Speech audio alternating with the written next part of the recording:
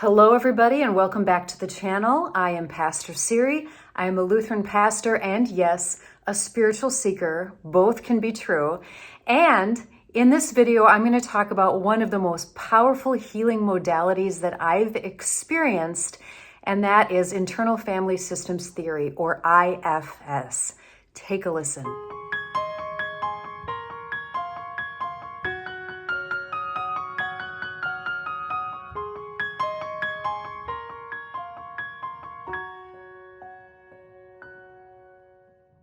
So just by nature of the fact that I like my videos only to be about 15 minutes long, there's so much more if you're interested that you can explore on your own. But I want to share just a summary of why I love this model and what it means for us in the Christian, spiritual, whatever realm. Really powerful implications. So first, I just want to explain what I mean by IFS, or internal family systems theory, because this was created by a psychotherapist named Dr. Richard Schwartz when about 40 years ago in his practice, when he was new and out of his PhD program and started working with clients who had, deep problems, he was noticing things over and over and over and over and over again. But because what he was noticing didn't necessarily fit in the model that he'd been taught, like many of us, he ignored it. He ignored it and he ignored it. And when he finally started to listen to what patient after patient after patient after patient was saying and began to work with him, he slowly, painfully fell into this model that comes purely out of practice and observation. So this is not a theory, meaning someone sat down and said, yeah, I don't know, this sounds pretty good, and now we're going to try to cram people into this model. No, this purely came out of oh my gosh, I think I'm seeing something in front of my face that I have not noticed for 2 years, okay? So what he discovered was that inside of all of us are many parts. I'm not just Siri, but there's all these little series inside of different ages and different talents and kind of slightly different personalities even. And they all help to make me me. I have these really great cluster of personalities that help me get stuff done. Man, they help me get straight A's in school and be really organized, and I get stuff done, right? Thank you. They're amazing. But what Dick Schwartz noticed was that at times when we experience trauma and pain and hurt and being yelled at or whatever, failing, normal human things that can happen as well as traumatic human things that can happen, those parts within us get overly burdened. They're trying to protect the family in here. They're trying to protect you. And so they'll step forward and take on roles that are kind of extreme in an effort to keep us going. And just one example of that might be, you might realize that you're a peacemaker tendency, okay? And that's gorgeous, fantastic. Yeah, you've got a great ability to see multiple points of view and to be diplomatic, that's phenomenal. However, potentially under traumatic or very stressful situations, that part can become overly burdened to try to diffuse even situations that need something else. That part can get overly burdened in holding the task of protecting you. And so you may find yourself in very, very difficult situations that require a different modality, but this is really all your part can do. And so, in another completely opposite example are people who kind of have this fight personality, and that is great. You can stick up for others, you can stick up for yourself, that's fantastic. But they will just get activated and throw down at next to nothing. All of these things, like being hypersensitive, getting aggressive, having an inner critic, having part of me wants to eat the cake and part of me wants to go exercise at the gym. All of these are evidence that we have beautiful, fascinating, helpful little parts that sometimes we dismiss and demonize and even hate because they're not maybe they're getting in the way of what we think we should be doing or what we want, or we don't even understand. People go, why do you freeze? Why do you freeze in a difficult situation? I don't know. I don't know. Enter IFS. So IFS is this gorgeous process where you sit down with somebody, and you can do this actually yourself, but I find it so much easier to have someone who's IFS trained to walk you through it so that you're not mentally trying to do this yourself. But basically, they help you to locate one of those parts that you want to talk to. And you just kind of get quiet, and then you find that part, you focus on them, and then you begin a dialogue of really just being curious and trying to understand. And with me, I know that every part I encounter ultimately wants what's best for me, even if they're going about it wackadoodle.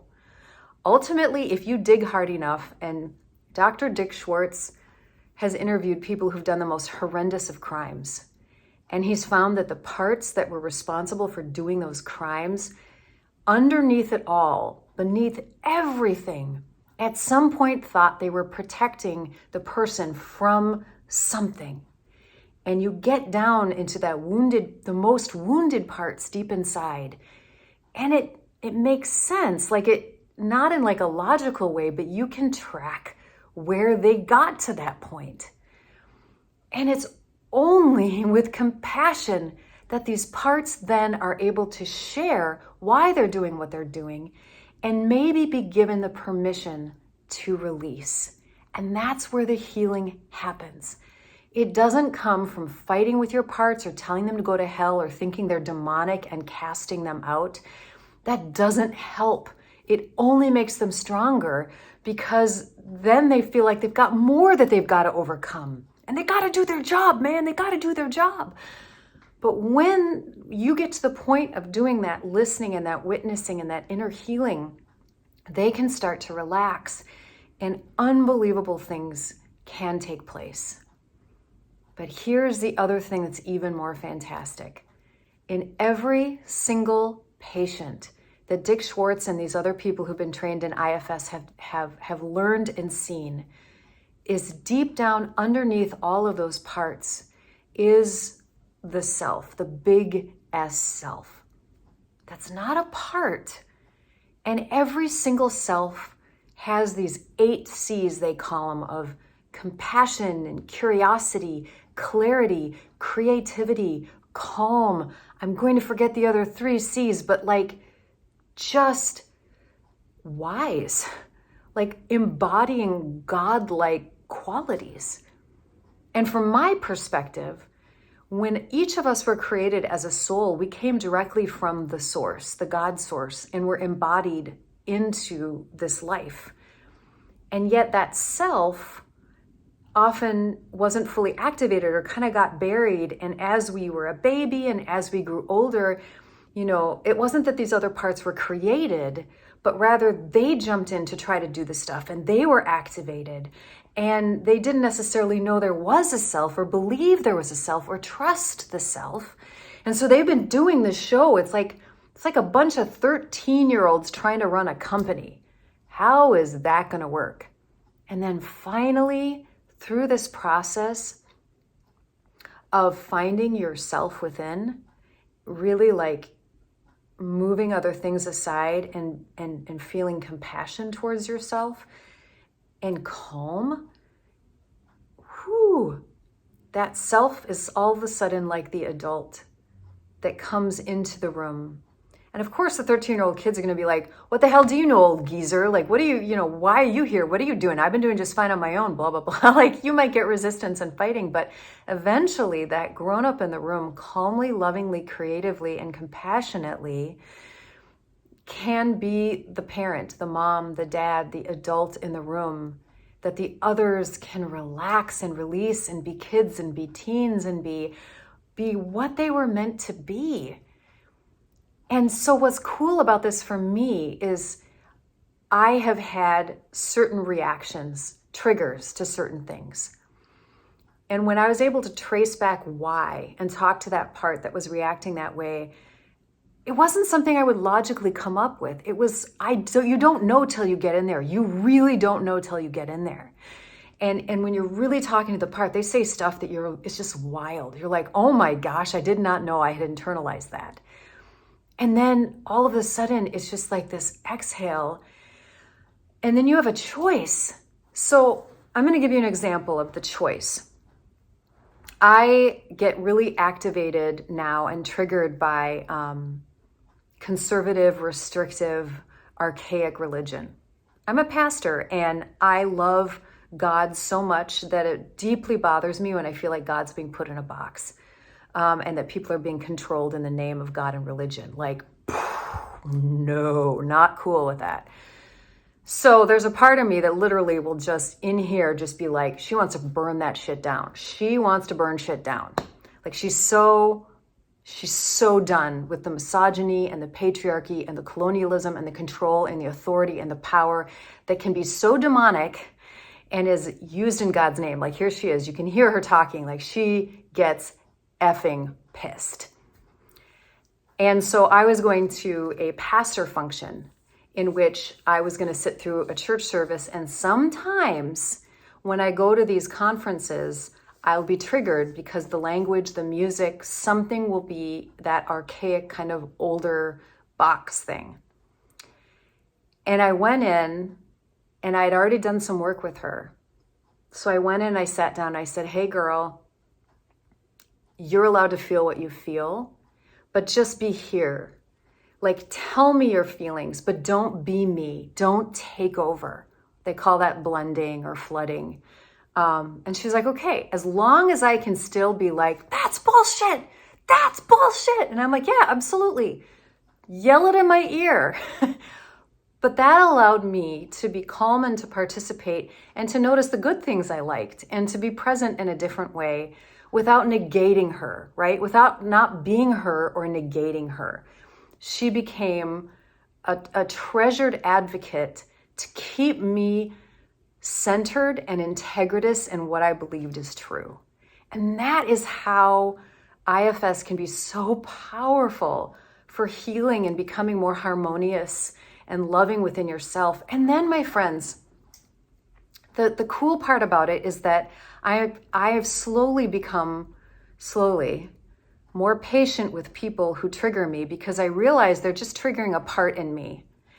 And it's not necessarily about them, but I also know they're acting out of their parts.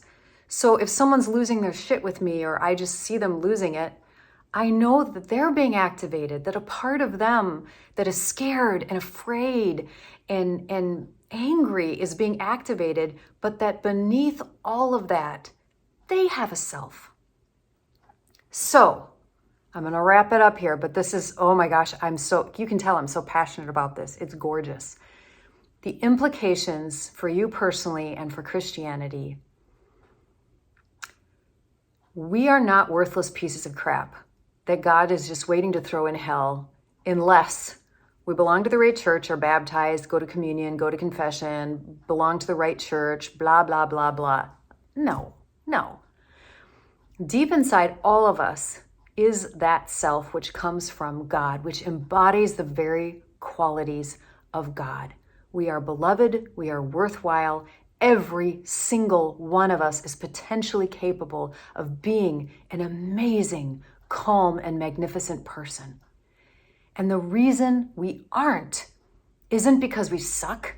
It's you can call it human sin, but honestly, I feel like that word is so loaded that may I just say instead, or maybe sin equates to this, we are overly burdened with limited messages, an unloving and often violent and restrictive and imbalanced culture that gives us a lot of messages that end up wounding us and triggering a lot of defensive parts. And so we're basically walking around defensive and offensive and trying to protect this beautiful inner child.